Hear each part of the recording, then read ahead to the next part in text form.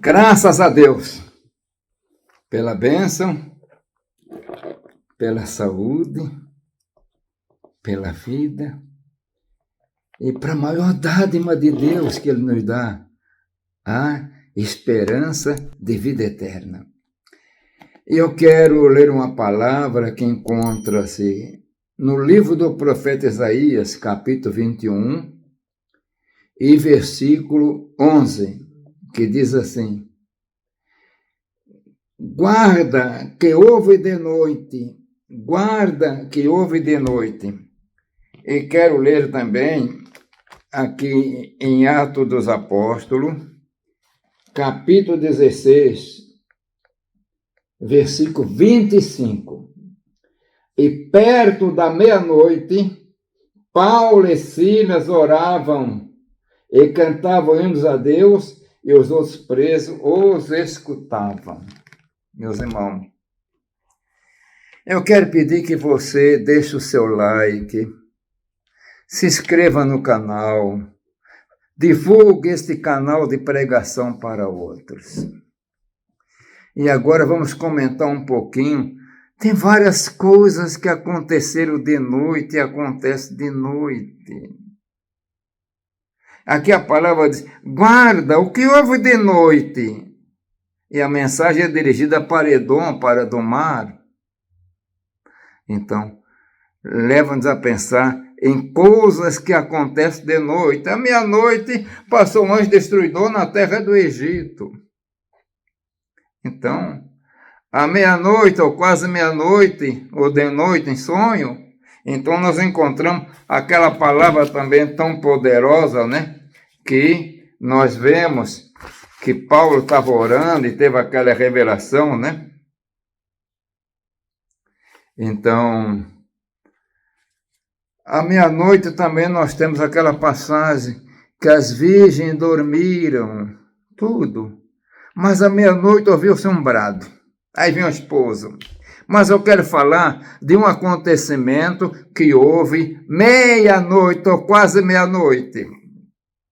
E diz a palavra aqui em Atos dos Apóstolos, de uma maneira tão importante, que Paulo e Silas, meus irmãos, estavam na prisão. E a prisão era tremenda. E parece que ficava num local escuro, que tinha o chamado tronco, ficava além da pessoa estar as portas fechadas com grade, e os pés eram amarrados com grilhões no chamado tronco, não podia fugir.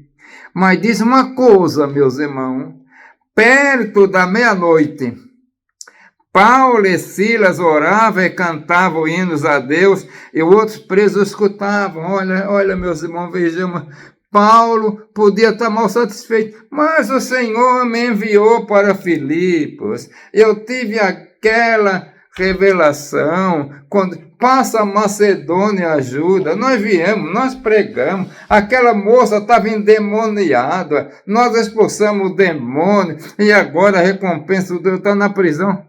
Mas não, ele estava com as costas ardendo, lanhado, ele tivera a sua de vara. Ele, Silas, mas diz a palavra, perto da meia-noite, Paulo e Silas oravam e cantavam os hinos a Deus. E os outros presos os escutavam. Tremendo, né? Então, Paulo já está orando, nessa oração, praticamente no louvor, está fazendo uma pregação. E os presos estão escutando. E diz que, de repente, houve um grande terremoto. Aconteceu algo. Aqui nós vemos foi um terremoto sobrenatural, diferente. Não diz que casas caíram, mas diz a palavra que os alicerces do carro se moveram, mexeu, sacudiu. E se abriram todas as portas e foram soltas as prisões de todas, meus irmãos. O homem não pode fazer isso, mas Deus pode. Está lá Silas orando, Paulo orando e cantando, e Deus deu um terremoto. Eu vou mexer isso aí, vou sacudir. e quebrou os grilhões da prisão de Paulo e de todos, né? E aí aconteceu uma coisa, o carcereiro acordou e ele estava desesperado, meus irmãos. Acordando o carcereiro e vendo abertas as portas da prisão, tirou a espada e quis matar-se. Ele ficou apavorado. Agora eles vão me prender também. Cuidando que os presos já tinham fugido. Mas Paulo clamou com grande voz: não te faças nenhum mal, que todos aqui estamos. E o carcereiro pedindo luz saltou dentro e todo trêmulo se prostrou ante Paulo e Silas. E tirando-os para fora, disse: Senhor, que é necessário que eu faça para me salvar? Que é necessário que eu faça para me salvar? É porque o carcereiro sabia que Paulo e Silas vinham pregando o evangelho. Talvez ele tivesse até escutado alguma coisa, referência, sabia que foi preso porque expulsou um demônio. E agora, olha, o que é que eu faço para me salvar? Que coisa gloriosa, né? Meus irmãos, Deus, o Senhor, criou o terremoto ali em Filipos, na cadeia, para salvar aquele carcereiro. Nós não sabemos o que ficou depois do carcereiro. O nome, nem seus familiares. Mas aconteceu o seguinte, naquela noite, ele fez um banquete e ele pôs a mesa, deu comida para Paulo, para Silas, e ele foi batizado. Meus irmãos, Jesus tem todo o poder. Tem todo o poder. Essas coisas não aconteceram de dia, aconteceu de noite. Por isso que pergunto agora, o que é que aconteceu de noite? O que é que aconteceu de noite em Filipos? Foi o poder de Deus, meus irmãos. E quantos testemunhos maravilhosos nós temos da obra de Deus. De homens e mulheres libertos. Na própria palavra nós encontramos aquela passagem de Pedro, né? Está lá dormindo. O rei ia matar ele no dia seguinte.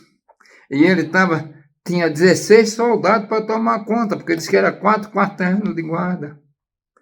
E estava lá acorrentado, um guarda num lado, outro no outro, mas Pedro estava dormindo, tranquilidade, né mesmo? Ou ele era muito sonolento, mas ele estava tranquilo. Não disse que ele estava esperando nada, porque quando o anjo chegou, que as cadeias soltaram, é milagre, é Deus de poder, meu, é Deus do sobrenatural. Nem acordou os guardas que estavam com a mão algemada para algemar Pedro, ficaram dormindo direitinho com as algemas dos braços dele, mas Pedro saiu. Aí daqui a pouco a porta se abre, vai saindo, vai abrindo até a última porta. E aí Pedro se mandou, estava solto, foi para a casa dos irmãos. É o nosso Deus, irmão. Foi coisa que aconteceu de noite. E de noite acontecem muitas coisas. E de noite também nós temos que fazer acontecer. Temos que fazer acontecer, meus irmãos. Lembre-se das madrugadas para orar. E você vai orando, vai clamando. E Deus vai fazendo acontecer. Na tua vida, na vida da igreja, na vida de outros. Porque Ele tem todo o poder. Que o Senhor te abençoe.